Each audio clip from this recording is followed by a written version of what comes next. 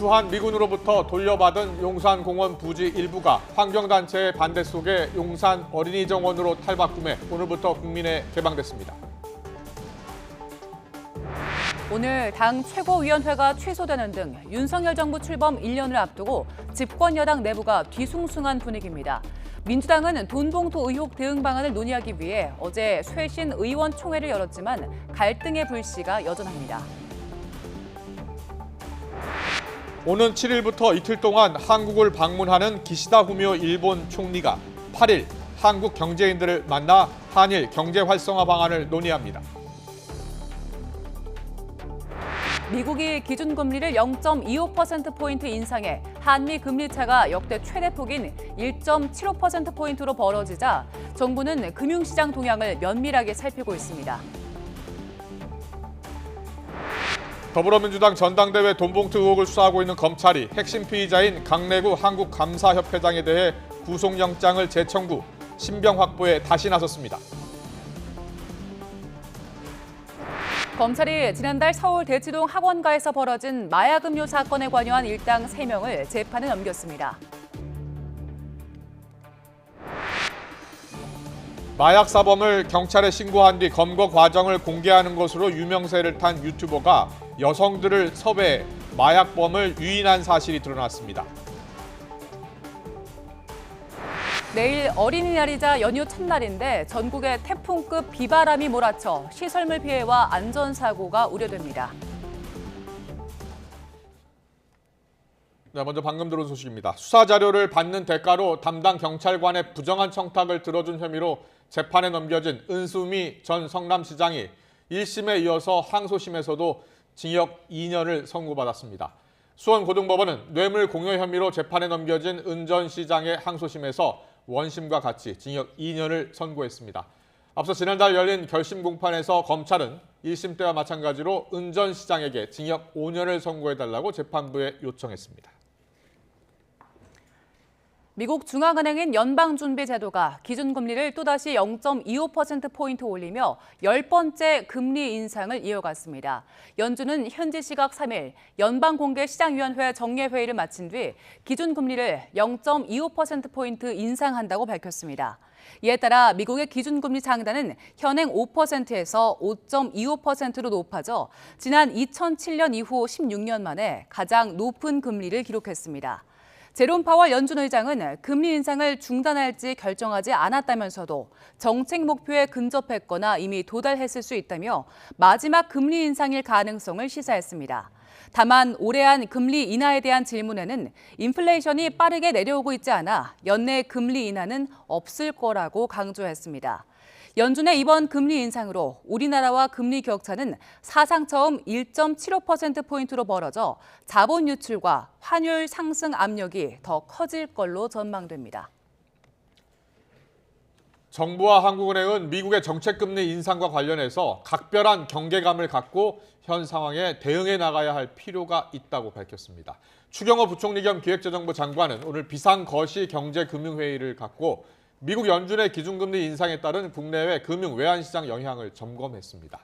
정부와 한은은 연준이 조건부 금리 인상 중단을 시사한 것은 우리 금융 외환시장에 긍정적인 요인으로 작용할 것이라고 평가했습니다. 다만 아직 고물가에 대한 우려가 지속되고 있고 글로벌 금융시장 불안 재현 가능성을 배제할 수 없는 만큼 높은 경계심을 갖고 상황을 철저히 모니터링할 필요가 있다고 했습니다.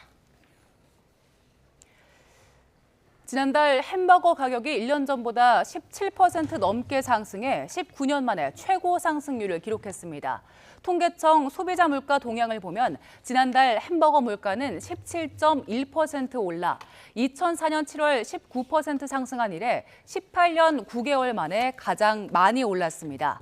피자값 상승률은 12.2%로 2008년 글로벌 금융위기 이후 15년 만에 가장 높았습니다. 주요 외식 품목인 치킨값 상승률도 6.8%로 8개월 만에 반등했습니다. 그나마 정부가 물가 안정을 위해 인상 자제를 당부하고 있는 상황에서 나온 결과로 업체들의 실적 부진이 지속할 경우 가격이 다시 인상될 걸로 보입니다. 민주당 전당대회 돈봉투 의혹을 수사하고 있는 검찰이 핵심 피의자인 강내구 한국감사협회장 신병 확보에 다시 나섰습니다. 서울중앙지검 반부패 수사 2부는 오늘 강 회장 구속영장이 법원에서 기각된 지 13일 만에 다시 구속영장을 청구했습니다. 강 회장은 재작년 민주당 당대표 경선을 앞두고 송영길 전 대표 당선을 위해 국회의원과 선거 캠프 인사들에게 9,400만 원어치의 돈 봉투를 만들어 뿌린 혐의로 한 차례 구속영장이 청구됐습니다. 하지만 법원은 현재까지 제출된 자료만으론 강 회장이 직접 증거인멸을 시도했다거나 다른 관련자를 회유했다고 단정하기 어렵다면서 구속영장을 기각한 바 있습니다. 이에 검찰은 진술 조작이나 증거인멸이 여전히 우려된다며 구속수사를 목표로 보강수사를 벌여왔습니다. 이재명 민주당 대표의 최측근인 김용 전 민주연구원 부원장이 불법 대선자금 혐의로 구속된 지 5개월 만에 석방됩니다. 서울중앙지방법원은 오늘 정치자금법 위반 혐의로 구속 기소된 김 전 부원장의 보석 청구를 받아들였습니다. 법원은 거주지 제한과 보증금 5천만 원, 실시간 위치 추적이 가능한 전자장치 부착을 조건으로 내걸었습니다. 또 증거를 인멸하지 않겠다는 서약서 제출과 관련 사건 참고인이나 증인 등과 일체 연락과 접촉도 금지했습니다. 검찰이 최근 발생한 학원과 마약 음료 사건에 관여한 일당 3명을 재판에 넘겼습니다. 특히 마약 제조책에게는 최고 사형까지 선고가 가능한 혐의를 적용했습니다. 취재 기자 연결합니다. 최민기 기자. 네, 서울중앙지방검찰청입니다. 네, 검찰의 이번 사건의 중간 수사 결과가 발표됐는데 어떤 내용입니까? 네, 검찰이 지난달 초 서울 대치동 학원가에서 벌어진 마약 음료 사건에 관여한 3명을 재판에 넘겼습니다. 검찰은 마약 제조범 26살 길모 씨를 영리 목적의 미성년자 마약 투약, 필로폰 투약에 의한 특수상해 혐의 등을 적용해 구속 기소했습니다. 특히 길 씨에게 적용된 영리 목적의 미성년자 마약 투약 혐의는 마약류 관리법에 따라 최고 사형까지도 처벌이 가능한 법정형이 매우 무거운 죄목입니다.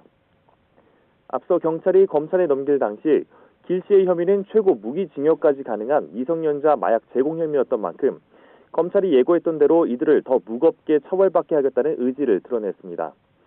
또 협박 전화 발신지를 조작해준 혐의를 받는 관리책 39살 김모 씨와 길 씨에게 던지기 수법으로 마약을 판매한 중국 국적의 36살 박모 씨도 나란히 재판에 넘겨졌습니다. 길 씨는 중국에 체류 중인 보이스피싱 충책과 함께 마약 음료를 제조해 미성년자들이 마시게 하고 이를 빌미로 부모로부터 돈을 뜯어내겠다는 구상으로 범행을 벌였습니다. 길 씨는 필로폰을 넣어 마약 음료를 만들고 지난달 3일엔 모집한 아르바이트생을 통해 집중력 강화 음료로 속여 학원과 미성년자들을 상대로 무료 시음 행사를 진행했습니다. 실제 이 음료를 마신 미성년자 피해자는 모두 9명으로 이 가운데 6명은 환각 증세를 포함한 심각한 후유증을 겪은 것으로 조사됐습니다. 이들의 범행은 조직원들이 피해 학생 부모에게 전화를 걸어 돈을 주지 않으면 신고하겠다고 협박하는 과정에서 덜미를 잡혔습니다.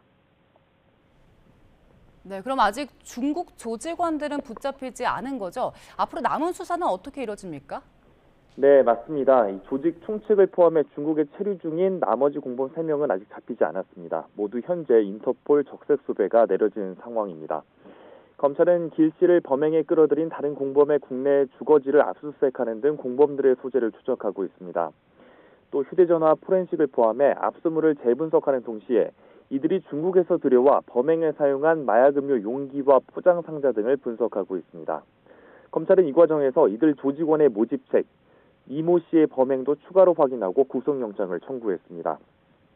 이 검찰은 이들의 중국 내 소재지 추적 자료를 중국 공안부에 제공해 조직원들의 검거와 국내 송환까지 신속히 추진하겠다고 강조했습니다. 지금까지 서울중앙지방검찰청에서 YTN 최민기입니다. 네, 조금 전 들어온 소식 전해드리겠습니다. 검찰에서 들어온 소식인데요. 검찰이 돈봉투 의혹과 관련해서 윤건석 의원 그리고 이성만 의원의 출석을 조율 중이라는 소식이 들어왔습니다. 어제 윤건석, 이성만 두 의원은 민주당에서 자진 탈당을 했는데요. 검찰이 민주당 돈봉투 의혹과 관련해서 윤건석, 이성만 두 의원의 출석을 조율 중이라는 소식이 들어왔습니다. 저희가 자세한 내용은 들어오는 대로 다시 전해드리겠습니다. 네, 그리고 또 하나의 속보가 들어왔습니다. 대통령실에서 들어온 속보인데요. 한일 정상회담과 관련해서 그 의제가 조금 전에 발표가 됐습니다. 이돈 대변인의 브리핑이 있었는데요. 일단 한일 정상회담의 의제는 안보, 첨단 산업 그리고 문화 협력 등으로 알려졌습니다. 대통령실에서는 회담 이후에 윤석열 부부와 또 기시다 부부가 만찬을 가질 예정이라고 밝혔고요. 기시다 총리의 방안이 양국의 셔틀 외교가 본격 가동된다는 의미가 있다고 강조했습니다. 네, 다음 소식입니다. 주한 미군으로부터 돌려받은 서울 용산공원 부지 일부가 용산 어린이 정원으로 탈바꿈했습니다. 대통령실 앞에 조성된 정원은 오늘부터 일반인에게 개방됐는데요. 현장에 취재기자 나가 있습니다. 권준수 기자. 네, 용산 어린이 정원에 나와 있습니다. 네, 오늘이 개방 첫날이고 내일이 어린이날인데 지금 시민들이 많이 왔습니까? 네, 일반 시민 입장은 오후 2시에 시작됐는데요. 아직은 사람들이 많지는 않지만 이용객이 조금씩 늘고 있는 모습입니다. 약 30만 제곱미터 규모인 이 어린이 정원에 들어오면 먼저 붉은 지붕에 덮인 건물들을 볼 수가 있는데요. 과거 미군 장교 숙소로 쓰였던 건물인데 앞으로는 다양한 전시와 휴식 공간으로 탈바꿈할 예정입니다. 이 부지는 지난 1904년 일본군이 처음 주둔을 시작했고 광복 이후에는 미군 기지로 활용됐는데요. 미군이 용산 기지를 반환한 뒤 정부가 이번에 일부를 용산 어린이 정원이라는 이름으로 시민에게 공개한 겁니다. 정원 한가운데는 잔디마당이 펼쳐져 있어 아이들이 뛰어놀기 좋을 것 같은데요.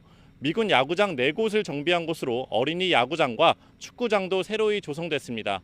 이 밖에 공원 곳곳에 도서관과 카페 같은 휴게 공간도 마련해 두었습니다. 용산 어린이 정원은 오전 9시부터 오후 6시까지 운영되며 매주 월요일은 문을 닫습니다. 또 당분간은 공식 홈페이지를 통해 사전 예약을 해야 방문할 수 있습니다. 내일 어린이날부터 주말까지는 페이스 페인팅과 화분 만들기 등 각종 체험 행사도 열립니다.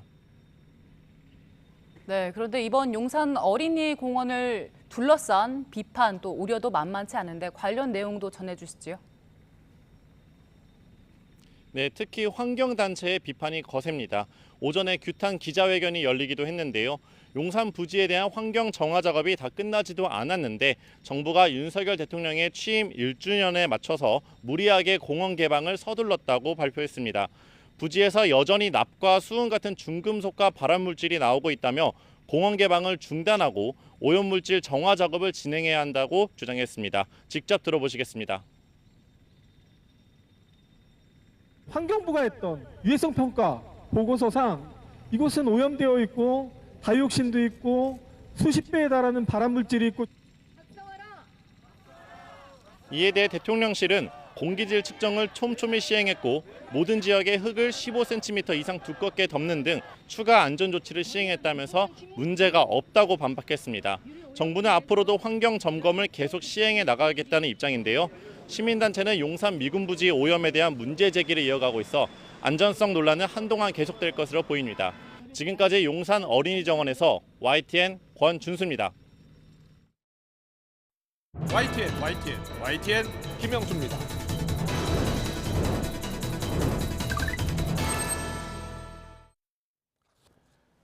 여당은 공천 개입 의혹이 담긴 태영호 음성 파일로 어수선한 가운데 야당은 돈봉투 의혹과 지도부의 대처를 놓고 당내 갈등이 심화하고 있습니다.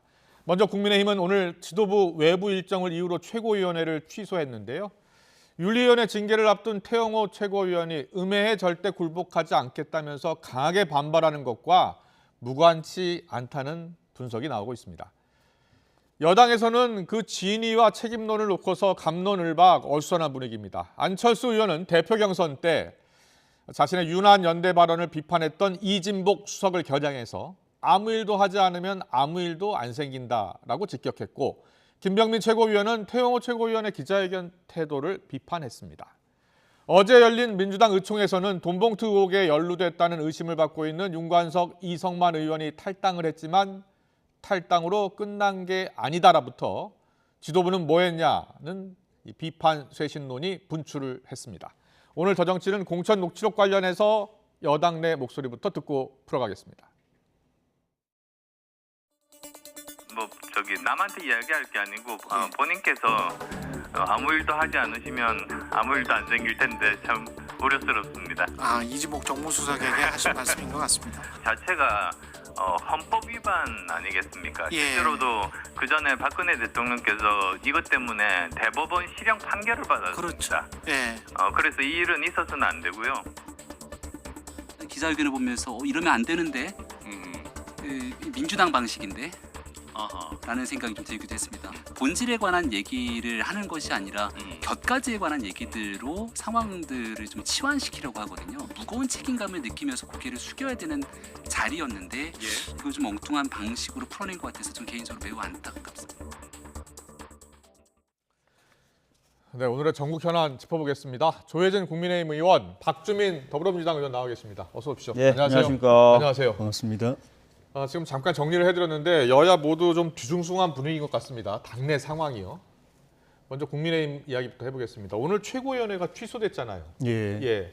물론 이제 공식적으로는 외부 일정 때문이라고 하는데요. 여러 이야기가 나오고 있습니다. 예. 왜 취소된 것으로 알고 계신가요? 일단 공식적으로 말씀하신 대로 그 용산 어린이 정원 네. 개방 행사에 지도부가 참석하기로 돼 있어서 어려웠다라고 이제 돼 있는데 네. 그런 행사가 없었더라도 지도부로서는 좀 부담은 있었을 것 같아요. 아침에 회의하고 또 가도 되는 거 아닌가요? 다음 주 아마 제가 알기로는 다음 주 월요일 8일 날 징계 그렇습니다. 월요일 날 징계가 그 결정될 심사 거라고 하더라고요. 결과가 나올 텐데 네. 그 사이에 이제 최고위원회는 오늘 한 번 있는 거거든요. 예. 어쨌든 간에 그 선출직 최고위원 5분 중에 2분이 지금 윤리위에서 징계 심사 대상이 돼 있는 김재원 상황이어서 최고위원, 태용호 최고위원입니다. 예. 그래서 징계 심사를 받고 있는 분들이 최고 지도부에 앉아 가지고 회의를 하고 당무를 협의하고 하는 것이 국민들에게 어떻게 비칠까 하는 데 대한 부담이 있었을 거고 그 이유가 더 큰 거 아닐까요? 그리고 이제 뭐 가능성은 적지만은 혹시라도 뭐 본인 신상관해서 그 자리에서 무슨 뭐 또 의외의 발언이 나온다든지 그 자리에서는 안 하더라도 또 회의장 오고 가는 중에 기자들하고 문답을 하다 보면 또 사전에 그런 게 또 있을 수가 있고 그런 데 대한 부담은 있었을 걸로 봅니다. 그게 원인인지 아닌지는 제가 뭐 단정할 수는 없는데. 태용호 최고위원 어제 긴급 기자회견 어떻게 보셨어요? 좀 전에 이제 김병민 최고는 그 고개 숙였어야 되는 거 아닌가라고 되어 있는데 그 녹취록 관련해서 회견을 열었으면 당연히 고개 숙였겠죠. 그 전에 왜냐하면 본인 잘못을 시인했기 때문에 내가 과장되게 이야기했다, 잘못했다라고 했기 때문에. 그런데 어제 그 회견은 그것 때문이 아니고 쪼개기 후원을 받았다라는 보도에 대한 그 반박을 위해서 한 거였고 그 부분에 대해서는 본인은 쪼개기 후원 받은 적도 없고 더구나 그걸 공천 대가로 받은 적도 없고 후원하신 분들도 다 자발적으로 했다고 하고 있는데 하면서 굉장히 좀 격분한 것 같아요. 그래서 그에 대해서 반박하기 위한 회견이었기 때문에 뭐 고개 숙인다는 거하고는 좀 분위기가 다르죠. 알겠습니다. 박주민 의원께 여러 가지 여쭤볼게요. 박주민 의원님, 먼저 최고위원회가 취소가 됐어요. 뭐 외부 일정이라고 합니다만 어떻게 보셨어요?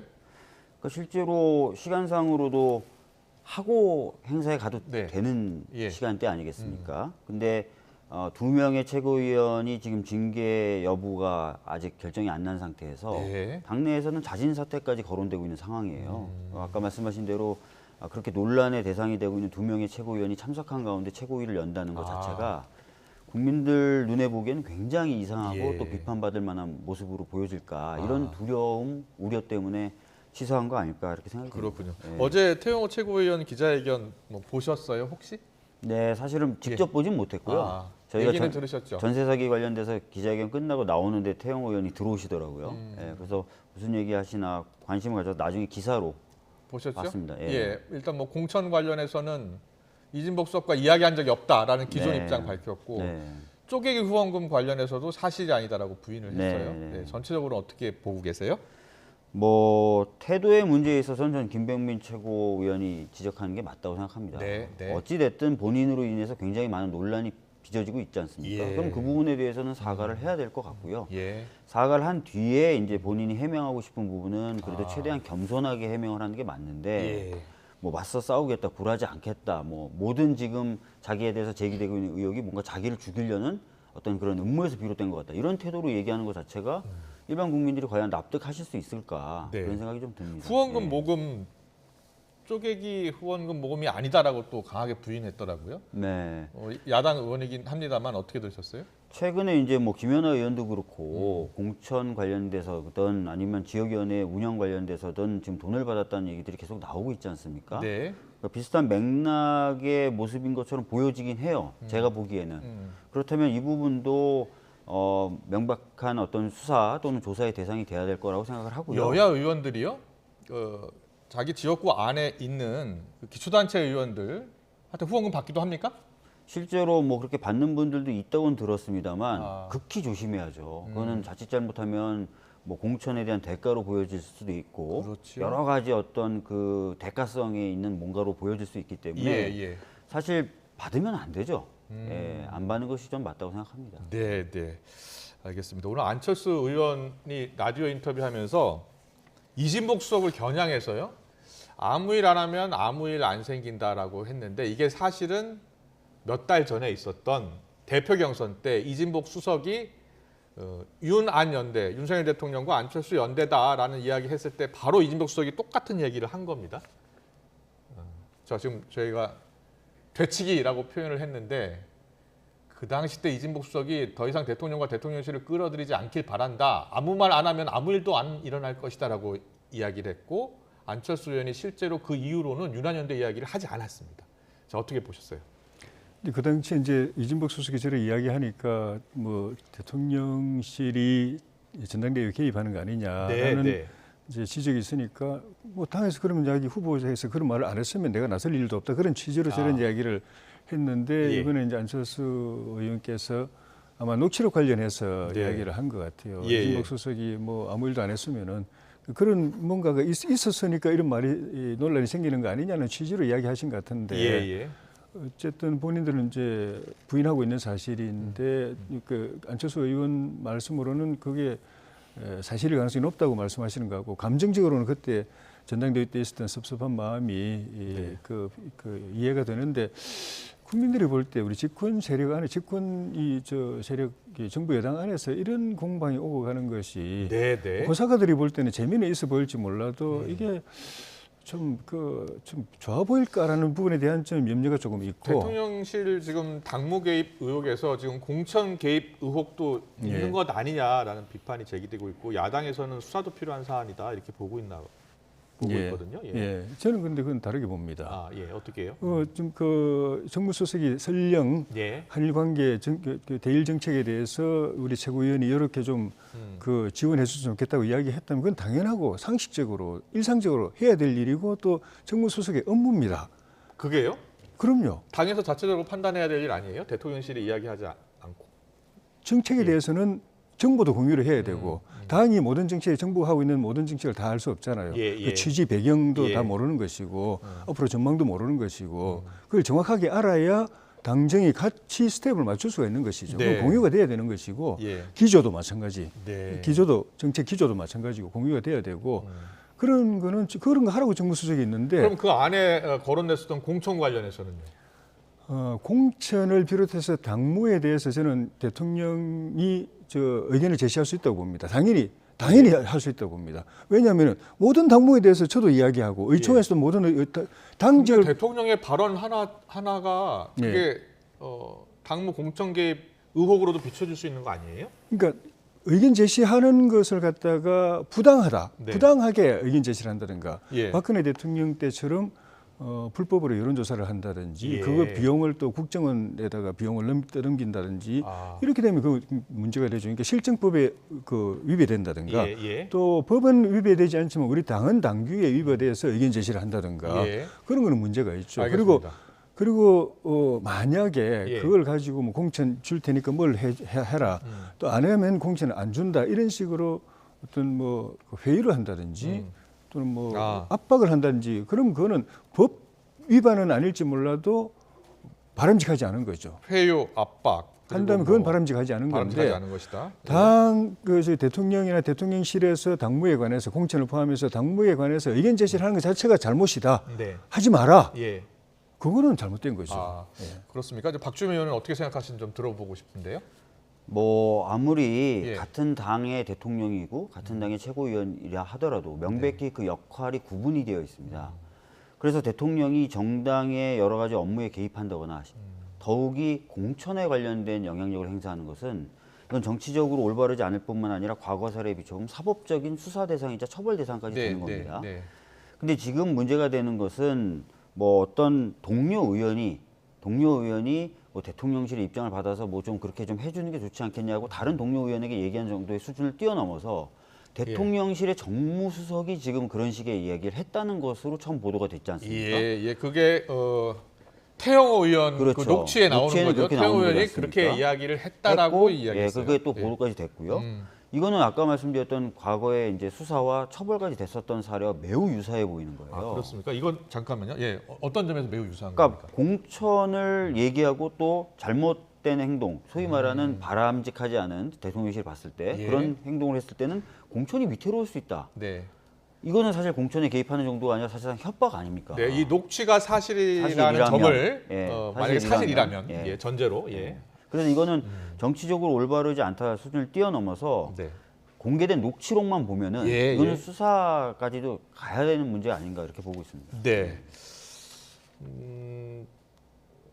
야당 의원들 특히 뭐 여당 내에도 유승민 전 의원 같은 경우는 태영호 의원이 이야기한 녹취가 사실일 가능성이 있다라고 또 이렇게 라디오 인터뷰에서 이야기하더라고요. 그러니까 제가 말씀드린 건 지금 우리끼리 다 이야기하는 거는 사실일 경우를 가정해서 이야기하잖아요. 사실일 경우라도 저는 제 말씀은 대통령은 당연히 공천을 포함한 당무에 대해서 당에 대해서 의견 제시할 권한과 책임이 있다. 저도 우리 의원들도 그러니까 당무라는 것이 당직을 가진 사람들만의 의견 제시하는 게 아니거든요. 당직이 없는 사람. 또 국회의원이 아닌 원외 당협위원장도 의견 제시할 수 있고 평당원도 의견 제시할 수 있는데 심지어 우리 당의 가장 큰 당원인 대통령이 아무 이야기도 하면 안 된다. 의견 제시하면 안 된다. 그러면 당은 정부나 대통령에 대해서 아무 의견 제시 안 합니까? 아무 요구 안 합니까? 아무 비판이나 그 요청 안 합니까? 다 하잖아요. 그게 또 당의 역할이라고 하고 당은 대통령이나 정부에 대해서 요구할 거 다 요구하면서 대통령은 당에 대해서 일체 아무 의견 제시하지 마라. 그럼 그건 집권당이 아니죠. 알겠습니다. 자, 여야 입장 차를 들었고요. 여도 야도 총선이 1년 남지 않은 상황에서 양당 모두 지금 위기감이 큰 상황인데요. 민주당 어제 의총 이야기 좀 해보겠습니다. 돈봉투 의혹 관련해서 여러 이야기가 많이 나왔다고 하더라고요. 의총에 참석하셨을 거 아닙니까? 잠깐 참석을 했었습니다. 어제 또 윤관석, 이성만 의원이 탈당을 했고요.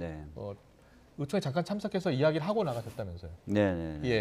당내에서 어제 의총에서 한 3시간 정도 의총에서 여러 이야기 나왔다는데 비판론 그리고 쇄신론 다 같이 나왔다면서요?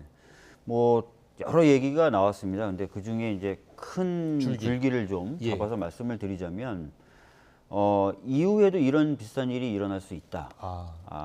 왜냐하면 이제 뭐 검찰의 수사라든지 이런 거 향방에 따라서 그래서 이제 그럴 경우에 어떻게 대응할지에 대해서 좀 원칙과 기준을 명확하게 세우자 이 기회에 이런 얘기가 좀 나왔고요. 어떻게 기준을 세우자 좀 구체적으로. 그러니까 그 부분에 있어서 이제 이후에 이제 워크숍이나 이런 데 가서 의원들이 전체적으로 동의할 수 있는 것들을 좀 세우자. 그래서 이제 이후 논의를 더 하자는 얘기가 좀 많이 나왔고요.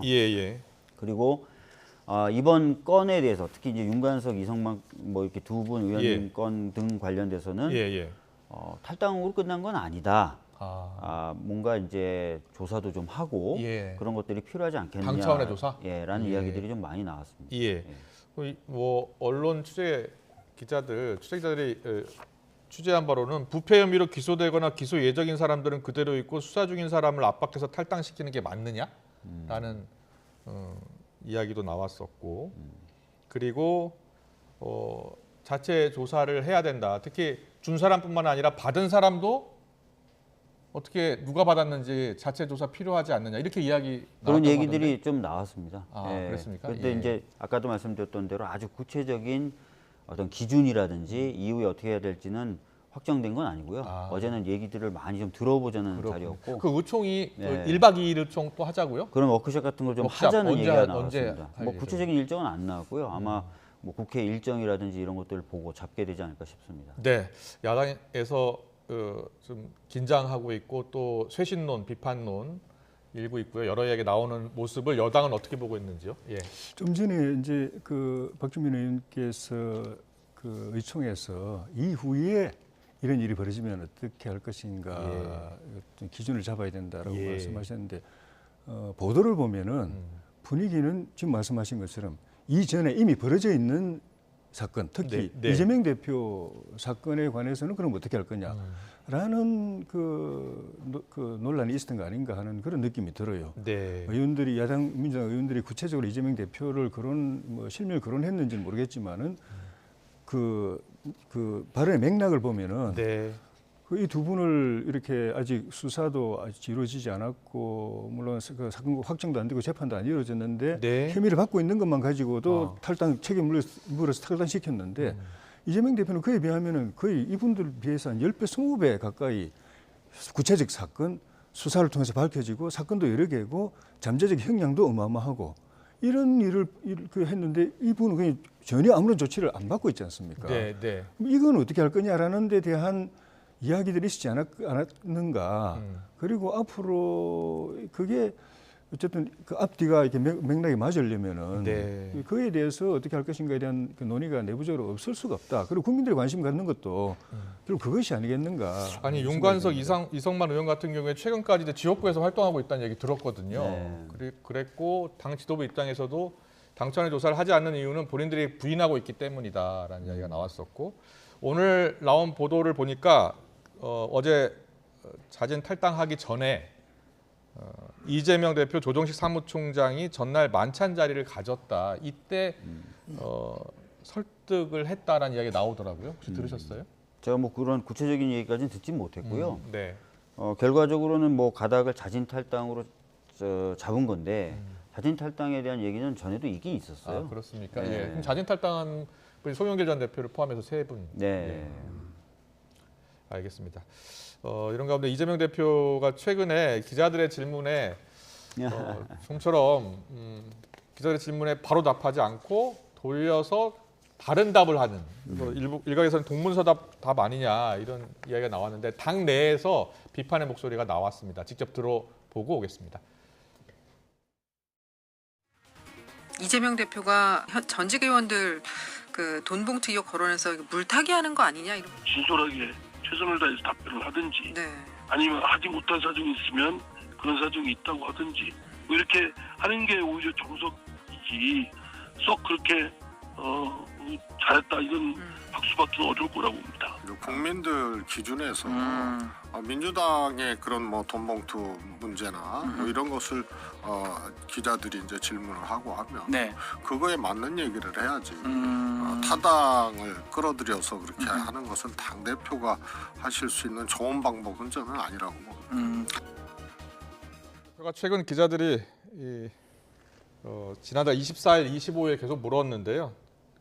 24일 날은 김연아 전 의원 얘기를 했었고 또 그 다음 날은 송영길 전 대표 출국 금지 이야기 나와서 물어보니까 박순자 전 의원 수사는 어떻게 됩니까?라고 또 물었고 어제 윤관석 이성만 탈당 관련해서 의원 탈당 관련해서는 개인적인 결정이다라면서도 태영호 문제는 어떻게 되느냐라고 또 기자들에게 반문하는 거죠. 이런 답변에 대해서 당 대표인 만큼 좀 더 적극적인 그리고 질문에 맞는 답을 해야 되는 것 아니냐라는 그런 비판이었습니다. 자, 어떻게 들으셨어요? 그러니까 질문에 맞는 답을 뭐 하는 것도 필요하긴 필요할 겁니다. 그러나 뭐 최근에 보면은 김연아 전 의원의 경우에는 그 당시 이제 사무국장까지 등장을 해서 언론 인터뷰를 하고 있잖아요. 그럼에도 불구하고 언론의 관심은 거의 없는 것 같아요. 그러니까 약간 이런 언론 지형의 불균등성 이런 부분에 대해서 좀 문제 제기를 하고 싶었던 건 아닌가라는 생각이 좀 듭니다. 그래서 당 대표가 직접 나서신 거예요. 그러니까 너무 좀 이런 건 아니냐 이런 좀 느낌을 가지고 계시지 않았을까 싶고요. 뭐 민주당으로서 또 민주당 대표로서 이제 말씀하실 건 말씀을 하실 필요가 있고 저도 그 부분은 좀 말씀을 드리고 그렇지만 저도 좀 느끼는 게 언론이 좀 저쪽 당 문제도 좀 많이 다뤄줬으면 좋겠다 이런 얘기가 있습니다. 국민의힘 이야기 잠깐 들어볼게요. 국민의힘은 어떻게 보시고 계시고 그리고 김기현 대표도 여러 가지 기자들이 물어보면 답변 잘 안 하시더라고요. 최근에 좀 이제 여러 가지 복잡한 일들이 많이 생기니까 좀 그런 것 같은데 이재명 대표는 일단 본인 입장이 곤혹스러울 것 같아요. 그러니까 뭐 자기 당 소속 국회의원들인데 잘못했다 이렇게 말하는 것도 잘했다고 옹호해도 또 이제 문제가 되고 문제 없다고 해도 문제가 되는데 그렇다고 잘못했다고 이야기하면 바로 이제 나올 답변이 그건 당신은요. 이래 자기에 대해서는 철저하게 좀 방탄을 치고 있으면서 이 사람들은 잘못했으니까 처리할 거다. 이거 명분이 안 서거든요. 박주민 의원께서는 왜 여당 관련해서 또 언론에 적극적으로 보도를 해야 되는데 안 하고 있는 것 아니냐. 저는 뭐 그렇게 이해를 해주시고 싶으신 것 같은데 그건 아닌 것 같고 이분의 이 그 표현 방식이 제가 정치권에 한 30년 있어 보는데 처음 보는 아주 독특한 방식이에요.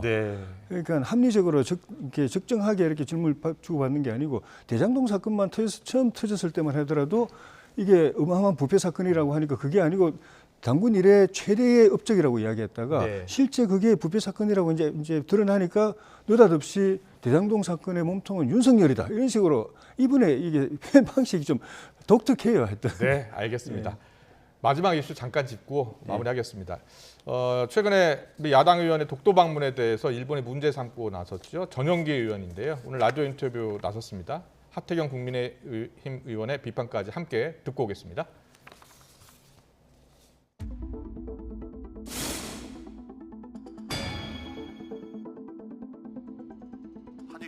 구로 개교를 규탄하는 방식, 그리고 일본이 지속적으로 본인들 땅이라고 이제 억지 주장을 펼치니까 우리가 그러면 세계인들에게 독도가 우리 땅이라는 것을 한번 알려보자, 그런 활동들을 전개해 나가보자라고 마음을 먹었고요. 100년 전에 보였던 그 침략의 더러운 버릇을 아직 못 버렸다.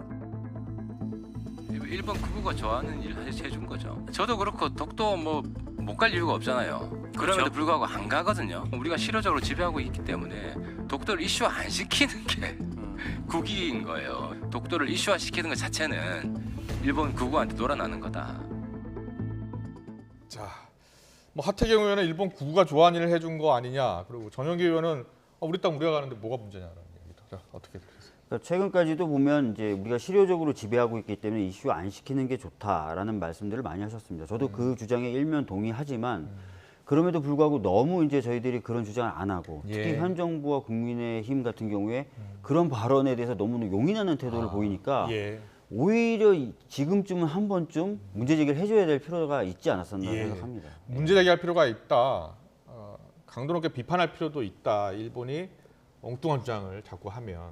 자, 어떻게 되셨어요? 당연히 뭐 일본은 저렇게 말할 자격이 없는 거고 그래 앞으로 이야기하지 말아야 되고 또 전용기 의원님의 그 생각은 이해가 되는데 결과를 놓고 보면은 전용기 의원님 머릿속에 있는 이 관념하고 일본 정부나 일본 그 우익이 갖고 있는 관념하고 일치하는 부분 느껴져요. 뭐가 일치한다는 거죠? 일본 주장하고 똑같은 거.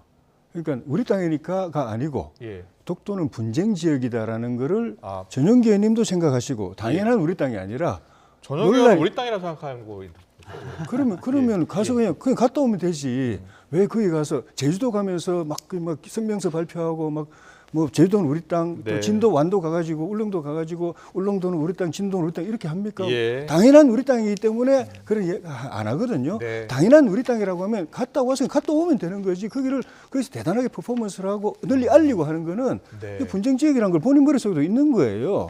그거 아주 문제입니다. 그런 측면도 있다. 진짜 당연히 우리 땅이라고 생각해야지. 알겠습니다. 조혜진 의원님. 여기까지 듣겠습니다. 시간 관계상. 지금까지 조혜진 국민의힘 의원, 박주민 더불어민주당 의원과 함께했습니다. 잘 들었습니다. 고맙습니다. 감사합니다.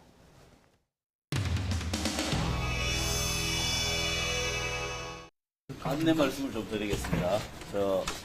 여기 윤관석 의원님과 이성만 의원님 신상과 관련된 간단한 저는 오늘부로 선당후사의 마음으로 민주당을 탈당하기로 결단을 내렸습니다.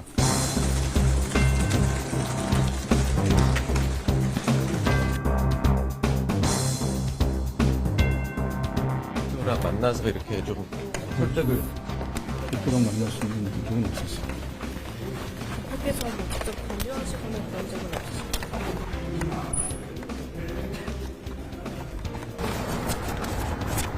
홍준표 대표의 발표도 있었고 지금 의원님께서는 탈당해야겠다는 식당을 서서 얘기해 주시죠. 아니 근데 이걸 입법을 안 받기로 했는데 왜 그랬지? 저희는 또 어쩔 수밖에 이제 그만해. 이 정도면 내가 충분히 해준 거야. 여기서부터 여기까지 오는데 그러고 내가 또 향후에 밝힐 거 아니겠어요. 이 정도면 내가 성의 있게 해줬지. 내가 사람이 좋아서. 그리고 내가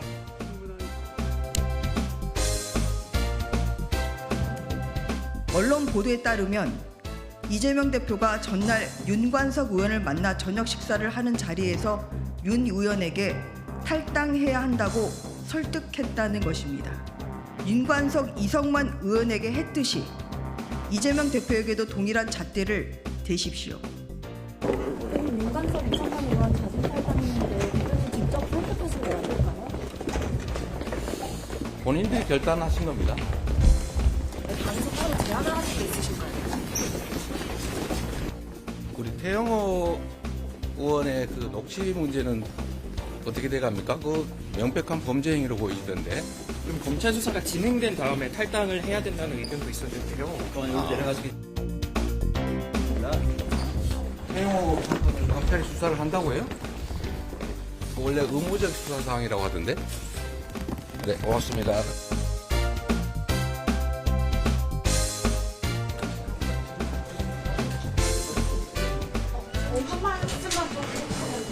그 입장은 다 100% 드려요. 참다운 수사의 마음으로 그런 즉각 탈당하기로 총에서 신상 발언을 했습니다.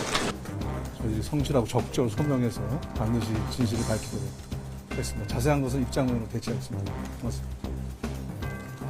제가 검찰 조사를 받을 거고 성실하게 또 법정에서 이 문제를 따져나갈 겁니다.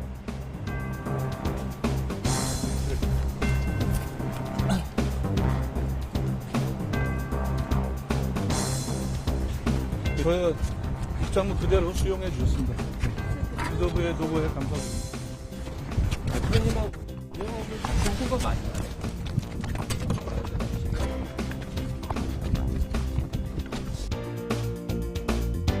자, 탈당까지 했는데 그 정도 하셨으면 좋겠습니다. 대표님의 권유가 있으셨던 건지.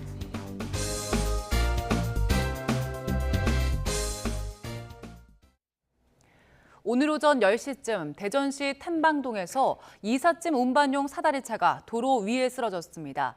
다행히 차가 지나지 않는 상황이었고 쓰러진 사다리가 맞은편에 인도에까지 미치지 않아서 다친 사람은 없었습니다.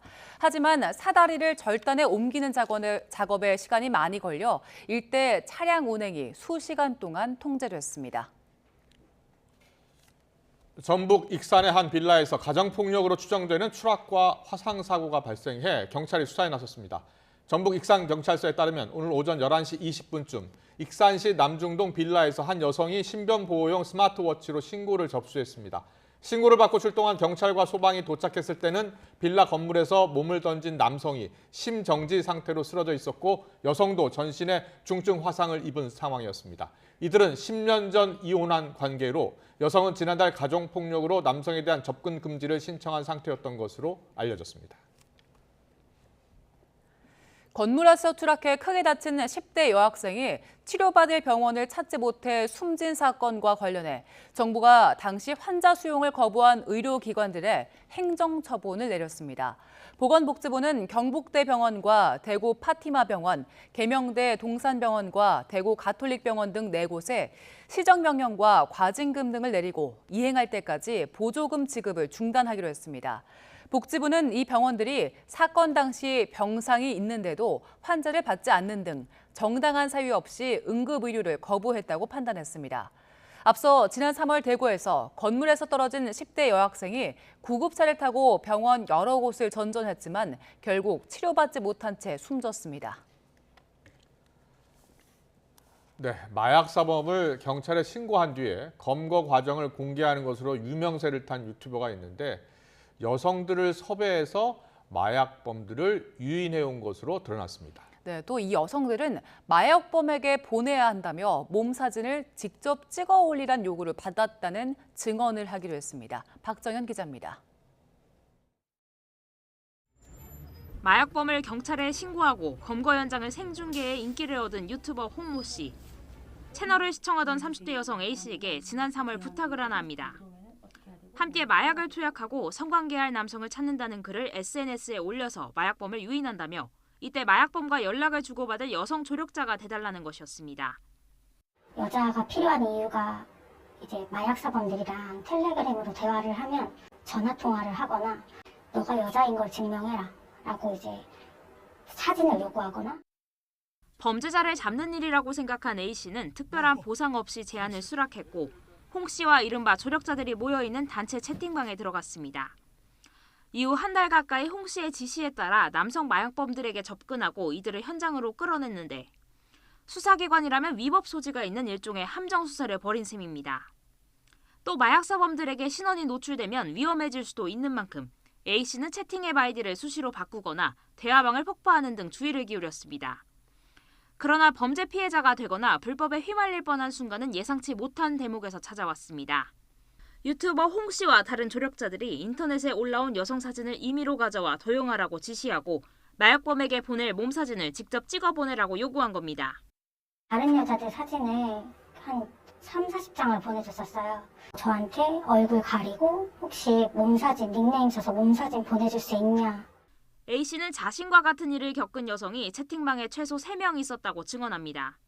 입장을 듣기 위해 연락을 시도했지만 홍 씨는 아무런 답도 하지 않았습니다. 지난해 말부터 300건이 넘는 112 신고를 하면서 공익을 위한 거라고 강조해온 홍 씨. 하지만 영상을 올리지 않는 조건으로 뒷돈을 챙긴 혐의가 포착된 데 이어 마약범을 깨기 위해 여성을 미끼로 사용한 행보까지 속속 드러나고 있습니다. YTN 박정현입니다. 국가 지정문화재를 보유한 대한불교조계종 산하 사찰에 입장할 때 받던 문화재 관람료가 오늘부터 면제됩니다. 조계종과 문화재청은 지난 1일 업무 협약을 맺고 오늘부터 해인사와 법주사, 불국사 등 조계종 산하 65개 사찰을 무료 입장할 수 있게 된다고 밝혔습니다. 사찰에는 관람료를 면제하는 대신 국비를 지원받게 됩니다. 다만 시도 지정 문화재를 보유한 보문사와 고란사, 보리암 등 5개 사찰은 지원 대상이 아니어서 관람료 징수가 유지될 전망입니다. 어린이를 대상으로 한 위조 유명 캐릭터 상품이 무더기로 적발됐습니다. 특허청 상표 특별사법경찰은 지난달 27일부터 위조 캐릭터 상품을 단속해 2만 5천여 점을 압수 조치했다고 밝혔습니다. 또 위조 캐릭터 상품을 유통한 A씨 등 6명을 상표법 위반 혐의로 불구속 입건했다고 덧붙였습니다. 이들은 서울 중구 남대문시장 일원에서 헬로키티 등 유명 캐릭터를 사용한 위조 상품을 판매한 혐의를 받고 있습니다. 우후죽순 내걸린 정당의 현수막을 규제하기 위해 정부가 오는 8일부터 2m 높이 위로 게시해야 한다는 등의 지침을 내놨습니다. 행정안전부는 정당 현수막 설치관리 지침 개정안 최종안을 발표했습니다. 우선 보행자나 차량 운전자의 시야를 방해할 수 있는 만큼 현수막끈의 가장 아래가 적어도 2m 이상은 돼야 합니다. 또 어린이와 노인, 장애인 보호구역에는 정당 현수막 설치가 금지됩니다. 정당 외에 단체명이 표기된 현수막이나 당원 협의회장이 아닌 당원 이름이 표기된 현수막도 설치가 금지됩니다. 현재 서울은 하늘빛만 흐린 상태지만 제주도와 전남 지역은 이미 호우가 비상입니다. 이들 지역에서는 호우특보가 내려진 가운데 시간당 20에서 50mm의 매우 강한 비가 집중되고 있는데요. 이 비구름은 점차 북동진하면서 밤사이 전국으로 확산하겠고요. 어린이날인 내일은 전국에 소형 태풍급 비바람이 몰아치겠습니다. 토요일인 모레까지 제주 산간에는 무려 400mm 이상, 남해안과 지리산 부근에도 200mm가 넘는 호우가 쏟아지겠고요. 서울 등 수도권과 강원 영서 지방에도 120mm 이상의 많은 비가 내리겠습니다. 비와 함께 바람도 비상입니다. 해안가를 중심으로 초속 20m 이상의 돌풍이 몰아치겠고 그 밖에 내륙으로도 강한 바람이 예상됩니다. 또 전해상에서 물결도 매우 높게 일겠습니다. 뱃길과 하늘길이 막힐 가능성이 있으니 결항 여부를 미리 확인해 주시고요. 시설물 피해와 안전사고가 발생하지 않도록 대비 철저히 해주시기 바랍니다. 비는 토요일 새벽 수도권부터 그치기 시작해 낮이면 대부분 잦아들겠지만 제주도는 일요일까지 이어지겠고요. 연휴 마지막 날인 일요일 내륙은 점차 맑은 날씨를 되찾을 전망입니다. 지금까지 날씨 정보였습니다. 네, 이슈를 더 쉽게 전해드리는 더 뉴스 다음 주에 더 준비하겠습니다. 잠시 뒤에는 뉴스큐가 방송됩니다. 시청해주신 여러분 고맙습니다.